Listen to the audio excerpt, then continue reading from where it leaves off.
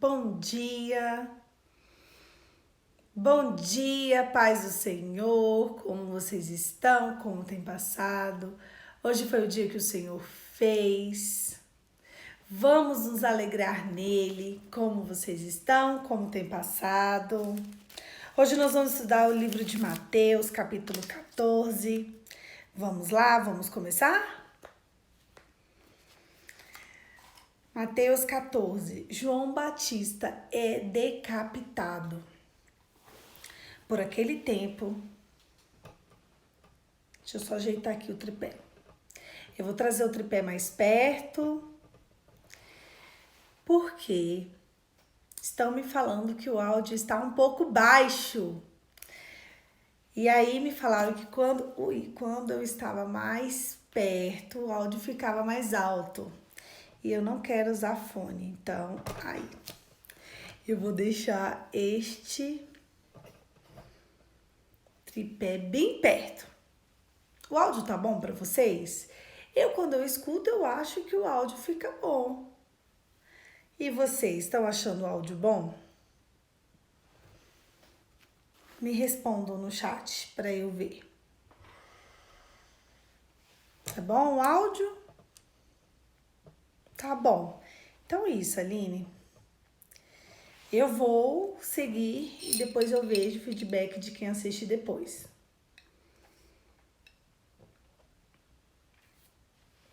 Obrigada, Dri. Obrigada, Tati. Ixi, a imagem está ruim. Mas pra mim aqui a imagem tá ótima, gente. Vê se é só pra Aline aí. Talvez seja a sua internet, Aline. E aí vocês vão me avisando. Gente, qualquer coisa eu saio, eu entro de novo. A imagem tá boa, as outras meninas? O áudio está bom. Pra mim tá tudo bom, então vamos seguir. Então tá bom. Se o áudio tá bom pra quem tá ao vivo, se a imagem tá boa para as outras, tá tudo ok. Então vamos seguir, né, gente? Eu já deixei esse tripé, ó, tá quase, se eu abraçar, eu abraço tudo aqui. Tá bem em cima de mim agora. Não tem escapatória, agora tá bem perto. Então fechou, ó. Pra vocês verem, não dá nem um palmo aqui. Não tá colado, eu tô colada com tudo para ficar bem alto, bem perto, não tem jeito agora. Para tentar abraçar todo mundo, né? Quem tá aqui, quem vai assistir depois. É porque eu tento falar um pouco mais baixo também, porque querendo ou não, a casa tá em silêncio, né? E vai que dá eco. Mas vambora, vou falar mais alto também. João Batista é decapitado. Mateus, capítulo 14. A paz do Senhor, gente, vamos lá. Vamos começar, sejam bem-vindos. Glória a Deus, obrigada. Vamos para mais um devocional. Se conectem com a presença do Espírito Santo. Hoje já... Vamos lá. Por aquele tempo, Herodes, o tetrarca, ouviu relatos a respeito de Jesus e disse aos que o serviram: Este é João Batista. Ele ressuscitou dos mortos. Por isso estão operando nele poderes milagrosos. Pois Herodes havia prendido e armado João, colocando-o na prisão por causa de Herodias, mulher de Filipe, seu irmão. Porquanto João lhe dizia: não é permitido viver com ela.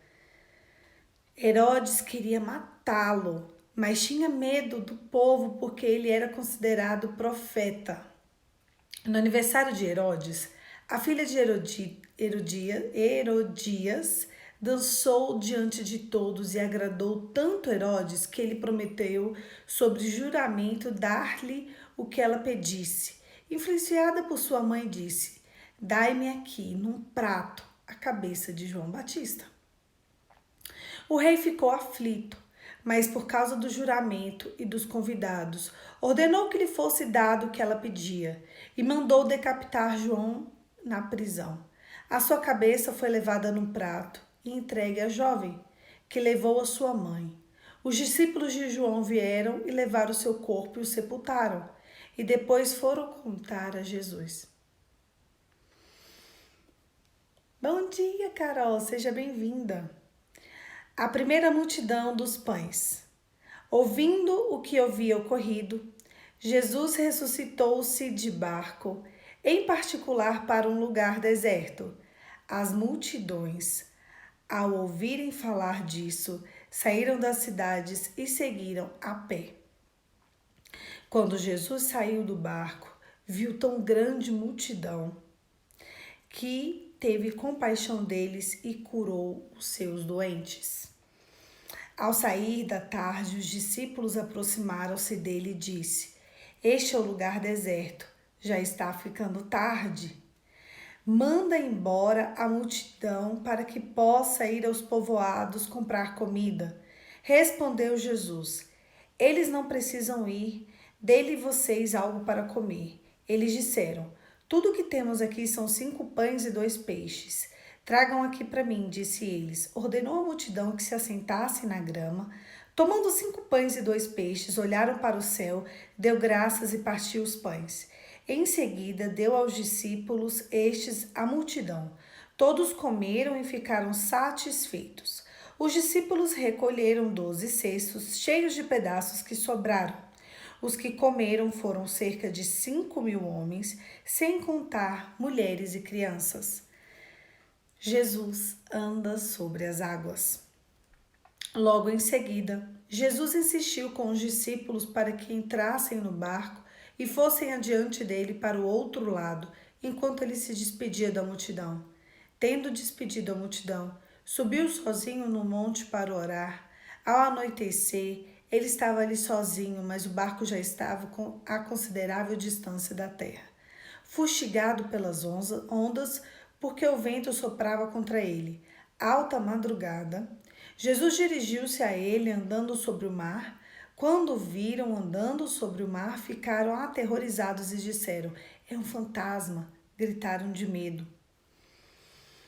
Mas Jesus imediatamente disse-lhes: Coragem, sou eu, não tenham medo. Senhor, disse Pedro, se és tu, manda ir ao encontro sobre as águas. Venha, respondeu ele. Então Pedro saiu do barco, andou sobre as águas e foi na direção de Jesus. Mas quando reparou o vento, ficou sem medo, começou a afundar e gritou: Senhor, salva-me! Imediatamente Jesus estendeu a mão e o segurou e disse-lhe: Homem de pequena fé, por que você duvidou? Quando entraram no barco, o vento cessou. Então os que estavam no barco adoraram, dizendo: Verdadeiramente, tu és o Filho de Deus. Depois de atravessarem o mar, chegaram a Genezaré. Quando os homens daquele lugar reconheceram Jesus, espalharam a notícia em toda aquela região e lhe trouxeram seus doentes. Suplicavam que pudessem apenas tocar na borda do seu manto, e todos aqueles que nele tocaram foram curados. E parece que é meio estranho esse capítulo, né? Primeiro a gente começa com uma tragédia. Peraí, João Batista é decapitado. Como assim, gente? João Batista era um profeta. Como que ele era decapitado? E que forma horrorosa, que forma esdrúxula de ser decapitado. E depois acontece um milagre lindo que a gente, escuta a pregação desde quando a gente é pequenininho. A multiplicação dos pães ali. E Jesus vai pregando, e essa multiplicação dos pães, ela tem a ver com as pregações de Jesus. E depois Jesus anda sobre as águas. E depois que Jesus anda sobre as águas, ele cura mais doentes. Mas depois que Jesus, e na hora que Jesus vai curar esses doentes, eu quero falar com vocês que é uma repetição da ideia daquela mulher, que a gente já leu a história dessa mulher, que é aquela mulher do fluxo de sangue, que a gente já leu outrora. Mas a ideia inicial foi dela, de tocar no manto de Jesus. Já se espalhou aqui a notícia de que o manto dele também curava. Para você ver As pessoas já sabiam que era só tocar na bordinha do manto dele que elas eram curadas. E é que muitas pessoas foram curadas só de tocar. Porque ali já era impossível, né, chegar perto dele. Mas eu quero voltar à história, eu quero contar da tragédia. Herodes prendeu João Batista. E João Batista ele foi preso por falar a verdade. Meu Deus, Poliana, como que a gente... Como, Poliana? Sim, Herodes, ele estava se deitando com a mulher, com a cunhada dele. Simplesmente isso. Para vocês verem como essas confusões conjugais, elas acontecem desde que o mundo é mundo. Poliana, desde quando que acontecem essas confusões conjugais? Eu gosto muito do direito de família. E eu gosto por causa disso, gente. É desde sempre. Desde quando começou essa bagunça? Desde que o mundo é mundo. Desde que o mundo é mundo, tem essa bagunça toda. O inimigo da nossa alma, ele quer e ele sempre vai ali tentando destruir tudo. E como que a gente vai fazer para trazer tudo para o eixo? Como que a gente vai fazer para poder não deixar o inimigo entrar na nossa casa? Esse é o grande desafio de todos os tempos. Porque se a gente deixar se levar, vai acontecer igual aconteceu com a Herodita, que é a esposa de Filipe. Filipe, ele era o irmão de Herodes. A filha dele estava tão influenciada pela mãe, para vocês verem como não tem os ciclos de malignidade que eu vivo falando para vocês. Presta atenção que aqui é a personificação de tudo isso. A mãe, ela estava tão influenciada, ela queria tanto viver a concupiscência da carne dela. Sabe quando o mal, sabe quando a nojeira, sabe quando a iniquidade atrai a próxima iniquidade? E quando a pessoa está na lama, ela geralmente quer mais lama. O porco, quando ele está na lama, ele quer se lamear mais. É muito difícil o porco, quando está na lama, ele querer se limpar. Porque porco, ele quer ficar sujo. Você vai lá, você tira o porco da lama, você dá um banho, você deixa ele cheiroso, você passa um perfume, você coloca um laço bem bonito assim aqui no cabelinho, na cabecinha dele, e ali você coloca como é que é? Um brinquinho no narizinho dele, né? Tem gente que faz isso e faz o que faz e acontece. O que vai acontecer daqui a pouquinho? Ele vai voltar para a lama, porque porco volta para a lama. E tem gente que se comporta dessa maneira, e poucas pessoas não. E essa mulher é a personificação disso.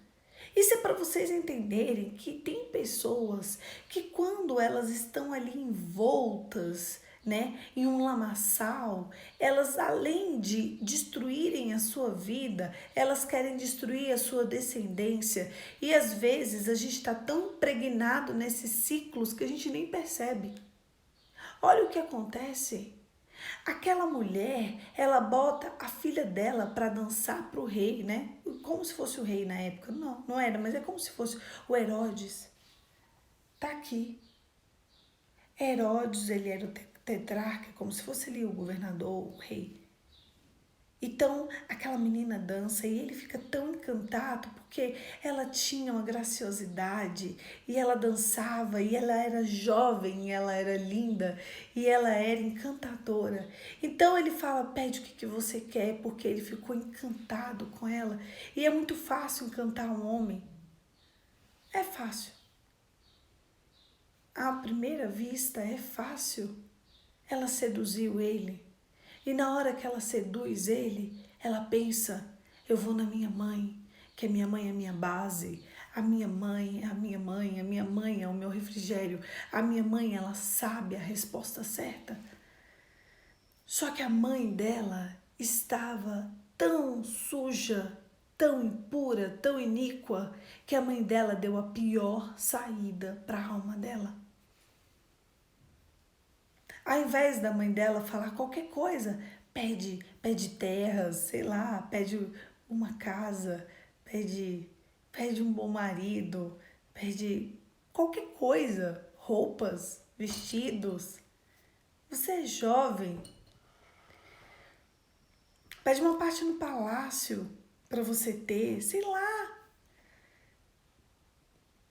Pede um palácio só seu. O que ela podia pedir? Camelos? Não sei, gente. Ela podia pedir outras coisas, não podia? Não. Eu quero a cabeça daquele que fala a verdade. Sabe por quê? Porque na mente delas, se eu tirar de circulação aquele que está falando, a única pessoa que está falando aquilo que é contra o que eu quero para mim, acabou. Pronto, chega. Eu posso viver a minha iniquidade em paz, é ou não é? Eu posso viver a concupiscência da minha carne em paz? Eu sou a voz que clama no deserto. E se eu cortar o pescoço da voz que clama no deserto, não vai ter voz que clama no deserto. Acabou. Eu calei a voz que clama no deserto e não tem mais voz. Não tem mais voz e ninguém está clamando no deserto. Fim.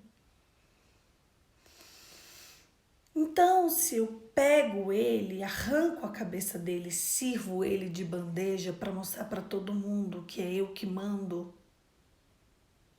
chega. Então, aquela menina, invadida pelos desejos da mãe dela, se assenta em uma roda de escarnecedores e faz esse pedido para Herodes. Herodes, ele tinha temor, porque ele sabia que João Batista era um profeta. Sabe quando ele pensa, meu Deus, como é que eu posso matar um profeta? Eu tenho temor nisso. Mas a menina pediu. E ali ele fica entre a cruz e a espada. Como é que eu mato o profeta ou eu cumpro a minha palavra, mas eu dei a minha palavra, então tá bom. Então ele decapita João Batista e ele morre assim. E a voz que clama no deserto foi calada. Só que a voz que clama no deserto ecoa até hoje. E a história dele tá gritando até agora. E não é, olha, presta atenção, não é porque cortou a cabeça dele, foi servida numa bandeja, que ele estava errado. Não é porque fizeram o que fizeram com ele. Não é porque aconteceu o que aconteceu com ele. Não é porque arrancaram a cabeça dele por ele falar a verdade. E ele foi servido, a cabeça dele foi servida numa bandeja para mostrar que a iniquidade vence, que aquilo ali foi justo. Que aquilo ali foi justificado. Às vezes aqui na terra existem muitas iniquidades. E por que, Poliana? Por que João Batista teve essa morte tão horrível? Meu Deus! Então os discípulos de João Batista foram contar para Jesus. Por quê? Porque João Batista, ele era o precursor de Jesus. Jesus sabia que ele era a voz que viria antes dele. Aquilo era só uma pontinha do que aconteceria com Jesus. João Batista era uma pequena parcela do que aconteceria com Cristo. João Batista, ele era um profeta para um determinado povo. Jesus era o Filho de Deus para o povo. Então, ali ele já estava mostrando o que iria acontecer com o Filho do Homem. O primo de Jesus estava mostrando para o povo o que iria acontecer com Jesus. Eles já estavam preparando o povo para o que havia de vir. Eles já estavam se preparando. E às vezes a gente pensa, o nosso coração se amedronta em ver uma história assim. E causa temor dentro da gente. Meu Deus, parece tão injusto.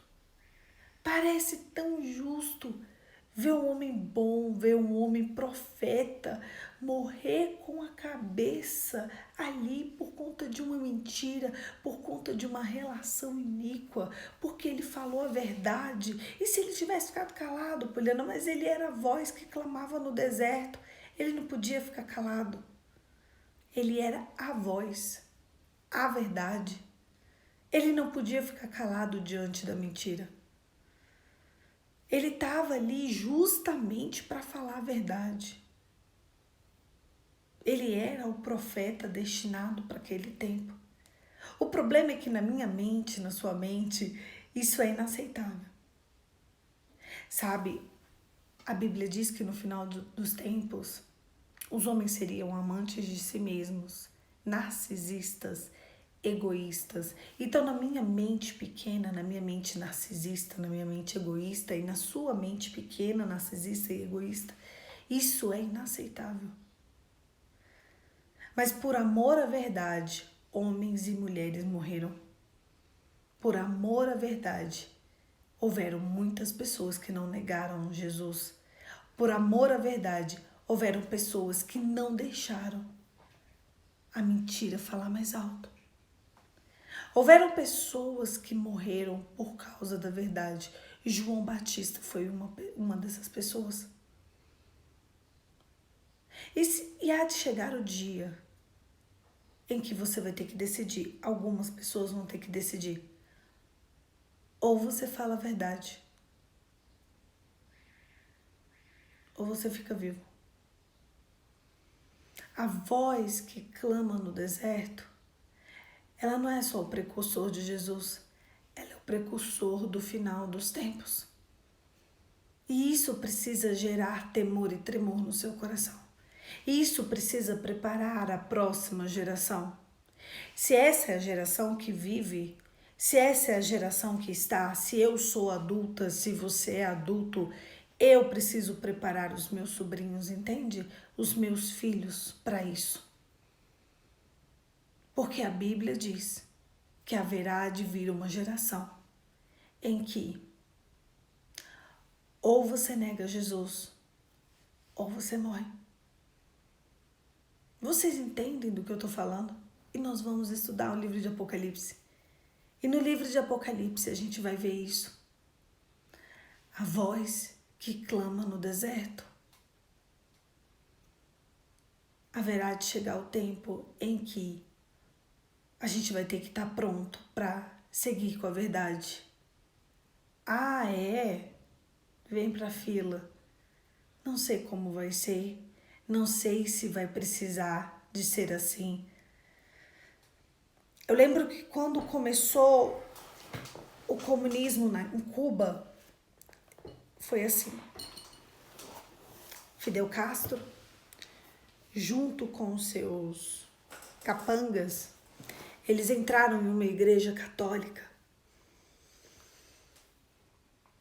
e eles mataram a congregação toda e por fim mataram o padre. Eles saíram da igreja católica, eles foram a uma igreja protestante. Nessa igreja protestante, eles saíram de lá e eles colocaram uma arma na cabeça da mulher do pastor e dos filhos do pastor. E eles falaram, nega Jesus. E eles falaram, não. Nega Jesus. Não. Então eles mataram a mulher do pastor e o pastor disse não. Depois eles mataram os filhos do pastor e o pastor disse não. Depois eles mataram um a um daquela congregação e o pastor disse não. E toda a congregação morreu. Por fim, eles mataram o pastor. E foi assim que acabou a religião em Cuba. E as pessoas ainda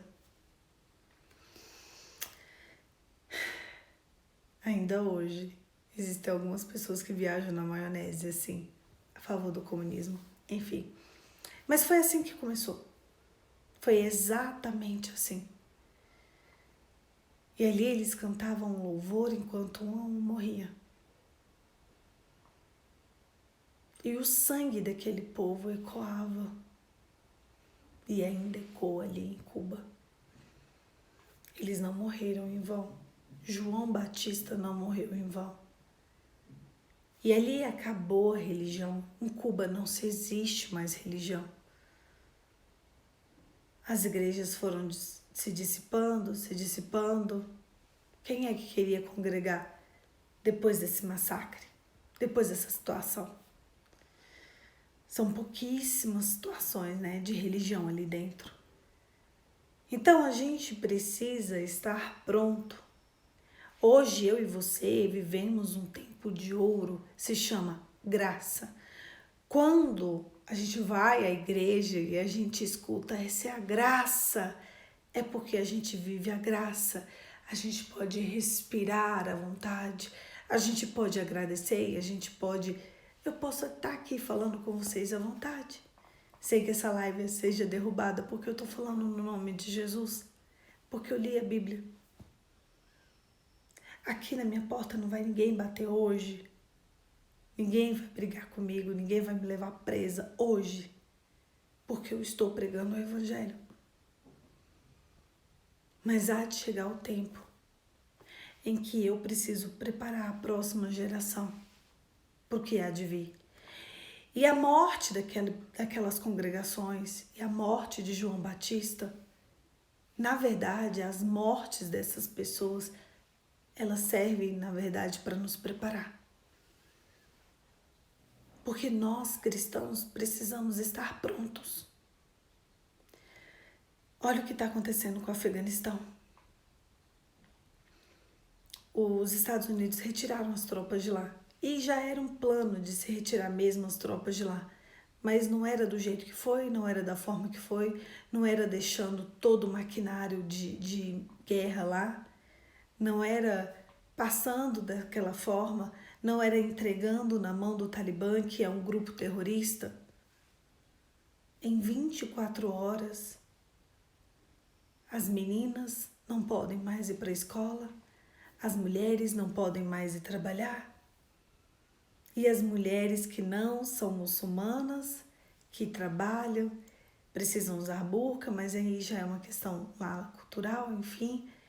E as pessoas estão desesperadas, os preços já subiram, já se falta comida.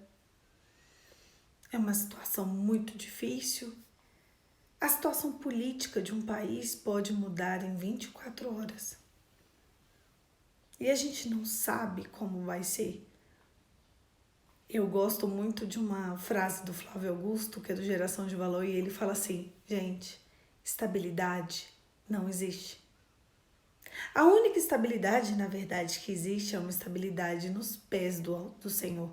Por isso que ontem a gente leu tantos textos das sementes e tantos textos de bases sólidas. A gente precisa estar com os nossos pés sólidos no cristianismo, as nossas bases sólidas na presença do Senhor.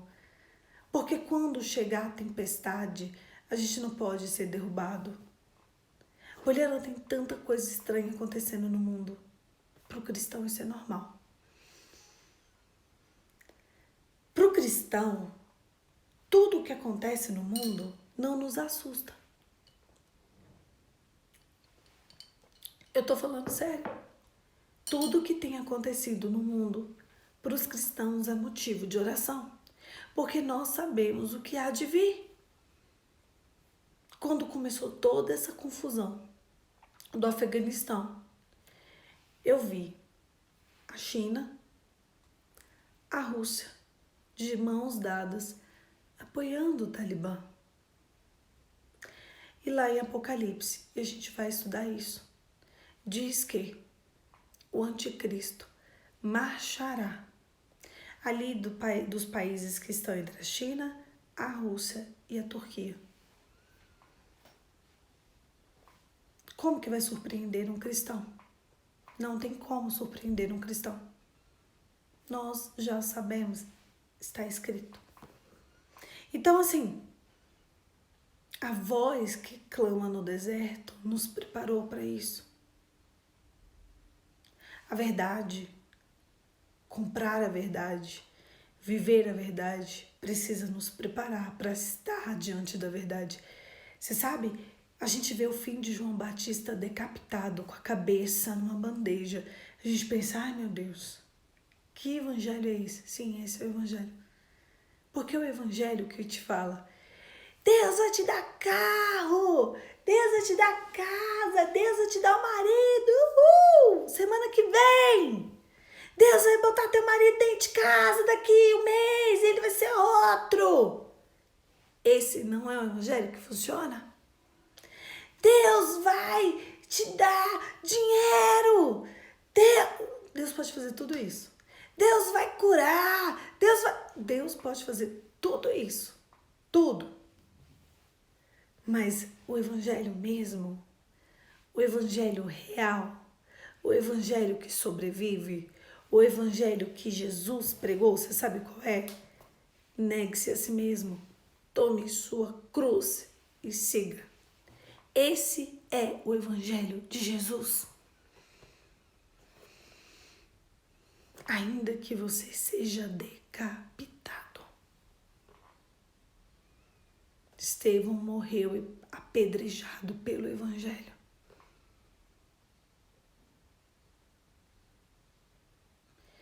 Negue-se a si mesmo, tome sua cruz e siga. Até há pouco tempo atrás, homens e mulheres não viviam esse evangelho de Deus me dá, Deus me dá. Deus está pronto. Eu sinto que os céus estão abertos para fazer uma revolução no Brasil, porque o Brasil ele está enganado acerca do evangelho. Evangelho não é essa salada de frutas que as pessoas estão achando que é, não. Evangelho não é essa brincadeira de criança que as pessoas estão achando que é. Evangelho é uma vida de devoção. Evangelho é uma vida da verdade. As pessoas me falam, nós somos um casal cristão, mas vivemos em iniquidade. Então vocês não são um casal cristão. Evangelho não brinca com a verdade. Evangelho é tomar a sua cruz todos os dias e seguir. E se o anticristo marchar agora, para onde você quer ir? E se foram feitos acordos globalistas, que é o que está vindo para acontecer, como você vai se comportar? Onde vai estar a sua alma? No fim dos tempos, os homens seriam amantes de si mesmos. É muito estranho a gente pensar nisso, mas a gente está vivendo. E parece que a gente quer Deus só para que Deus realize os nossos desejos. É engraçado. E parece que esse vírus ele veio para poder enfraquecer o povo. Vocês já perceberam? Matou uma galera, mas muita gente. É assustador e alarmante a quantidade de pessoas que morreram. Eu acho assustador.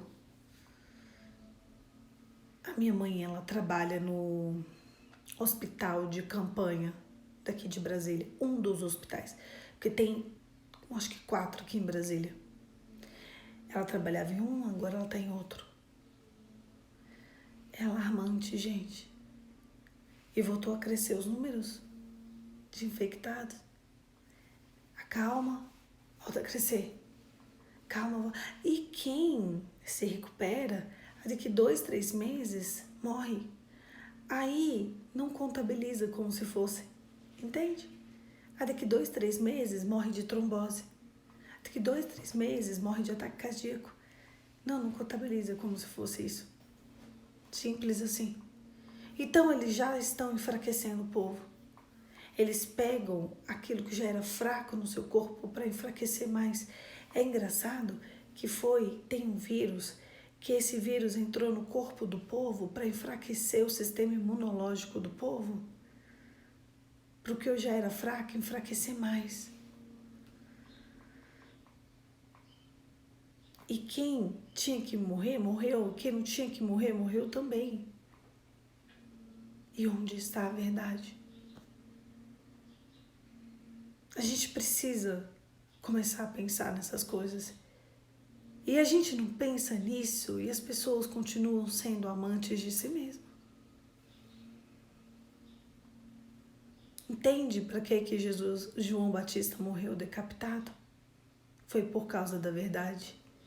O evangelho não é essa brincadeira que a gente vive. Quando eu vejo João Batista morrer decapitado, eu vejo que esse é o verdadeiro evangelho. infelizmente, vai chegar o dia em que algumas pessoas vão morrer decapitadas por amor a Cristo. Mas entre no gozo do teu Senhor e afasta-se daqui que eu não te conheço. É melhor morrer decapitado. E ali Jesus segue, falando ainda do reino dos céus. E ali ele já, depois da morte de João Batista, que ele fala da verdade, de como a gente tem que viver a verdade, ele prega, ele continua pregando, porque a obra não pode parar, porque ali já vem um alerta de que é chegada a hora, é chegado o final dos tempos, e então ele faz um milagre. Sabe, as pessoas estavam tristes, as pessoas estavam abatidas, e ali acontece uma grande multiplicação de pães, e muita gente comeu pão, e Jesus pregou as boas novas, e as pessoas comeram, e a Bíblia conta que comeram cerca de 5.000 homens, sem contar mulheres e crianças. 5 pães e 2 peixes alimentaram 5.000 homens, fora crianças. Ali tinha umas 10.000 pessoas. Menino, tinha bem umas 15.000. Se tinha 5.000 homens, tinha umas 15.000 pessoas, porque menino se multiplica. Vocês têm noção a quantidade de pessoas que ouviram Jesus falar que era chegado o reino dos céus e que o reino dos céus era composto pela verdade? Ouvir da própria boca do próprio Cristo. E ali naquele dia Jesus ainda fez milagres, Jesus ainda curou, Jesus ainda salvou, Jesus ainda libertou. Depois de pregar tudo aquilo, Jesus se afasta, Jesus vai orar, Jesus vai para o barco, Jesus fica em silêncio. Porque sempre que Jesus, olha só que coisa interessante, sempre que Jesus, no livro de Lucas, que a gente ainda vai ler, a gente observa a vida de oração de Jesus. Sempre que Jesus fazia algo extraordinário, ele sempre se afastava para orar. Ele sendo o próprio Deus, ele orava. E às vezes a gente nem ora, passa o dia inteiro sem orar, passa semanas sem orar, passa meses sem orar, passa anos sem orar. A gente liga para as pessoas e fala, ora por mim, e a gente mesmo não ora. E Jesus, ele depois de fazer tudo isso, depois da morte do primo dele, depois de fazer a multiplicação, depois de pregar, depois de fazer curas e milagres, ele vai para o barco, ele se afasta e ele vai orar e ele fica quietinho e ele vai longe. E ali Pedro, ele tem um encontro com Pedro, eu tenho que acelerar a história e eu não vou poder contar direito para vocês, porque senão a gente vai ficar aqui a manhã inteira. E é quando Pedro anda sobre as águas e mais um milagre acontece. Então Jesus, ele sempre era intencional. Quando Jesus vai orar, quando Jesus vai para o cantinho, ele não ia para ficar em silêncio, ele não ia para lá, ele ia para fazer milagre. Jesus, ele sabia que ele tinha pouco tempo. Jesus, ele sabia que 24 horas do dia dele tinha que ser muito bem aproveitada. Eu quero saber o que você tem feito das suas 24 horas como cristã, como cristão. Semana passada, aquele povo do Afeganistão, como estava? Se ele soubesse que em 7 dias o Talibã ia tomar posse de tudo, como estariam os aeroportos? Eu publiquei nos meus stories o desespero do povo tentando sair de lá. E eles não conseguiram. Quantas pessoas morreram tentando sair de lá? Eles estão fugindo para o deserto. Deserto não tem comida, deserto não tem bebida, deserto não tem nada. Eles estão desesperados. Mas se eles soubessem uma semana antes, eles não estariam ali. O povo foi pego de surpresa. Então Jesus, ele não podia literalmente parar. Vocês perceberam que de dia ele fazia o milagre, de noite ele fazia o milagre, de madrugada ele fazia o milagre, porque ele tinha pouco tempo. Ele sabia que se ele parasse, ia chegar a hora em que acabou. Se ele ficasse ali, ó, não vou fazer nada, vou só descansar. Pronto, ia chegar a hora dele e as histórias não iam estar completas. Então ele foi para conversar com Deus. Depois de fazer tudo aquilo, depois de viver todas aquelas emoções, ele foi para o barco orar. E quando ele vê, Pedro está querendo ver ele, porque na verdade Pedro achou que ele era um fantasma. E quando ele se virou, Pedro, sou eu, vem aqui. Você, Jesus, sou eu, vem aqui. E Pedro andou sobre as águas. Depois que Pedro anda sobre as águas, eles vão para a terra firme e Jesus ainda cura mais doentes. E sabe como Jesus termina esse capítulo? Curando doentes, com as pessoas tocando nas vestes de Jesus. Que foi como eu comecei esse texto. Falando para vocês que agora as pessoas já sabiam que podia só tocar nas orlas, no cantinho, né? Imagina como Jesus era exprimido. Jesus fazia uma pregação, 20.000 pessoas. Jesus ia falar uma coisinha, 15.000 pessoas. Imagina Jesus pregando sem microfone. As pessoas precisavam de ficar em silêncio. 20, 30.000 pessoas em silêncio para ouvir ele falar. Ele precisava de falar, ele não tinha tempo para mandar e ficar em silêncio. As pessoas precisavam de ficar em silêncio, então em silêncio elas tocavam nele. Ele não podia perder tempo, então as pessoas sabiam que se elas já sabiam que era tocando, que elas já sabiam que era chegando perto, elas já sabiam que eram ouvindo, então as pessoas precisavam de algo diferente. Você sabe o que o Evangelho te promete? Você sabe o que é o verdadeiro Evangelho? É a vida eterna. É por isso que ele é tão atrativo. É porque o Evangelho verdadeiro, é o único Evangelho, é o único lugar que te leva para perto de Deus. É o único lugar que te leva para perto do Pai, que te leva para perto do Deus que fez a terra, o céu, a água e o mar. E é o lugar de onde a gente veio. É por isso que a gente quer estar perto de Jesus. Sabe? A gente veio de lá e é por isso que a gente queria estar perto de Jesus. É por isso que quando aquelas pessoas viam Jesus, elas queriam estar perto de Jesus. É por isso que quando elas não entendiam muito bem por que João Batista morreu decapitado, mas Jesus não parou a obra. Nem isso intimidou Jesus, porque ele sabia que aquilo ali, que ele morrer decapitado, era por causa da verdade e que o evangelho não era uma brincadeirinha, porque o evangelho era, na verdade, carregar a cruz dele e seguir. Você sabe por que a gente passa a maioria dos desafios que a gente tem passado nessa terra? É o inimigo tentando distrair a gente. Sabia?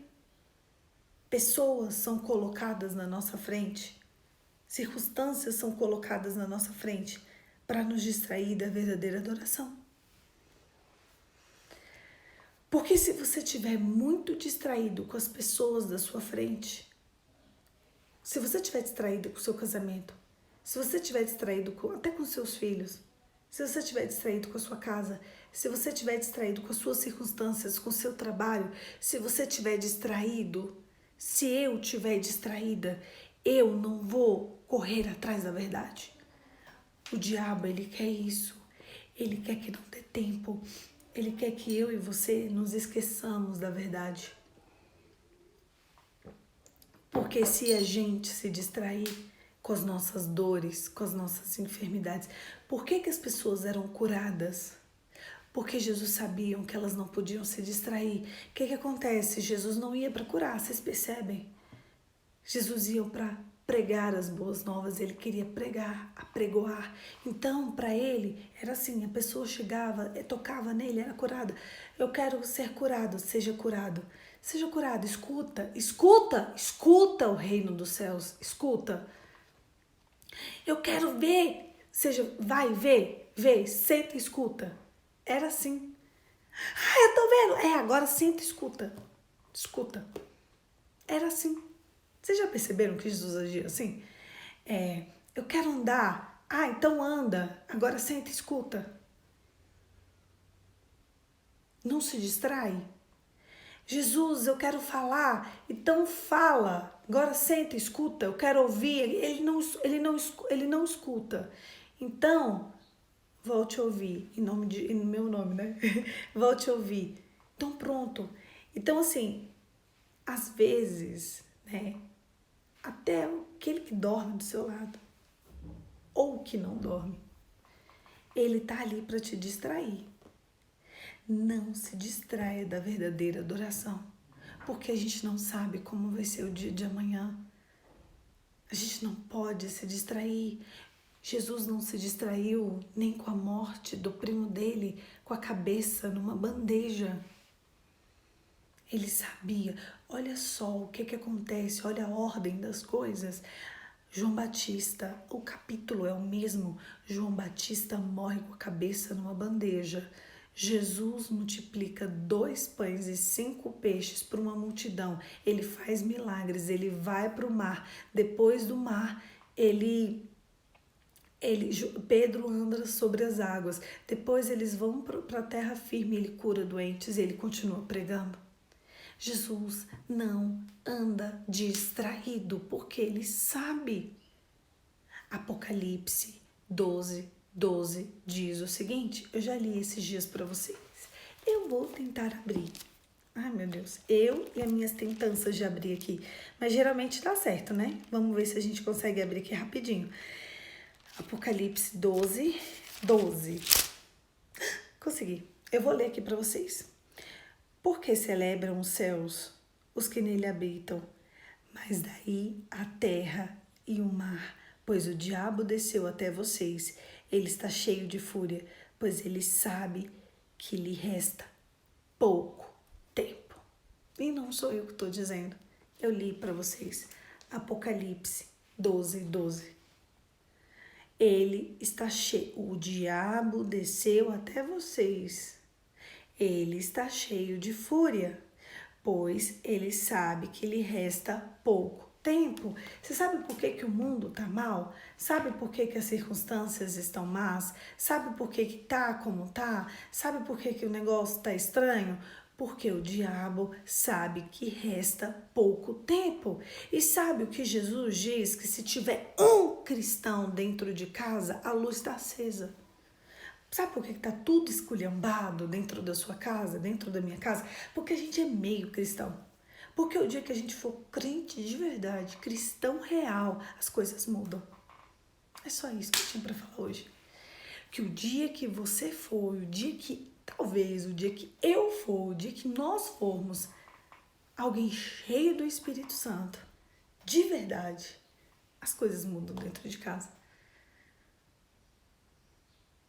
Não é muda do jeito que você quer, é incapacidade de adoração, entende? É no plano do espírito, é algo sobrenatural.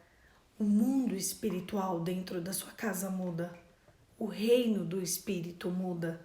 É porque às vezes a gente fala, quando você for de fato alguém de Deus, alguém entregue as coisas do Senhor, as coisas mudam.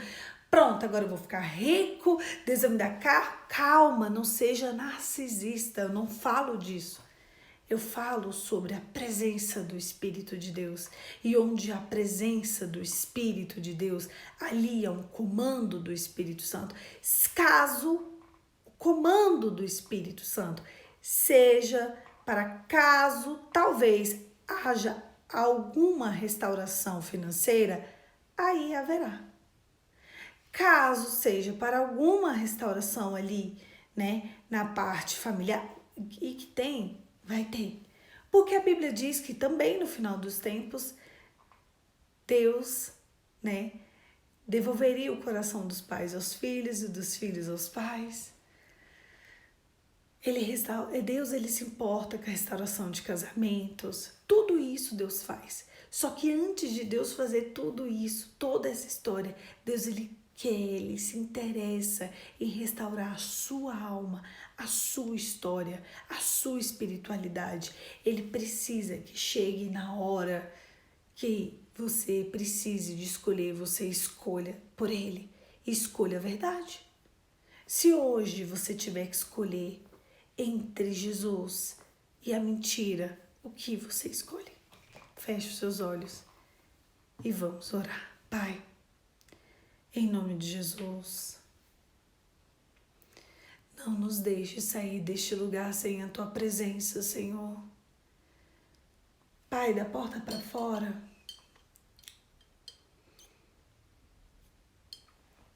o mundo é tão narcisista. A gente aprendeu com tantas coisas deste mundo. O príncipe deste século, ele tem nos consumido. O Brasil, ele é um país tão zombador, tão promíscuo. E nós somos assim, porque o nosso país foi criado nisso tudo. Mas é que existe um povo que te adora. Mas é que existe um povo que quer a tua presença. Mas é que existe um povo que quer resistir. Sabe os 3.000 joelhos que não se dobraram a Baal? Existem aqui mais joelhos que não se dobram a Baal. Nós sabemos que Mamon é o príncipe deste século e nós repreendemos a Satanás. Nós pedimos, Espírito Santo, comanda a nossa vida, em nome de Jesus. Pelo poder do nome de Jesus, comanda a nossa vida, Senhor. Comanda a nossa casa, comanda a nossa parentela. Nos aproxime de Ti, Pai. Mude a nossa história de dentro para fora. Transforme os nossos ciclos. Senhor, que história triste daquela menina, da filha de Herodias. Meu Deus, como uma menina tão jovem pode fazer um pedido tão horrível como aquele? Influenciada por uma mãe incestuosa, por uma mãe maligna. Meu Deus, que nós possamos ser diferentes, em nome de Jesus. Amém. Amém, queridos. Deus nos chama a escrever uma nova história. Às vezes a gente pensa, né, que por conta da nossa criação, da nossa formação, e ali a gente tem que ver e viver e ser obediente. Mas depende. Se aquela menina não tivesse escutado a mãe dela, ela não tinha feito o que ela fez. Ela não tinha pedido a cabeça de João Batista numa bandeja. Mas tudo existe por um propósito. Deus sabe exatamente o porquê que Ele queria a verdade. Não se assente em roda dos escarnecedores. Cuidado. Tudo que tem acontecido com o mundo, todas essas últimas mudanças de 2020 para cá, elas servem para nos mostrar que o reino de Deus se aproxima. E eu tenho observado que pessoas que querem viver a presença de Deus, elas estão mais, né, voltadas às coisas do Senhor. E pessoas que não querem, elas estão cada vez mais seculares. E assim seria no final dos tempos. E que o meu coração e o seu coração estejam muito mais inclinados às coisas do Senhor. Um beijo, fica com Deus e até amanhã. Amanhã, 5h45, a gente vai estar aqui de novo no nosso bate-horário, no nosso bate-lugar, para poder conversar mais um pouquinho sobre a palavra. Um beijo, fica com Deus e até amanhã.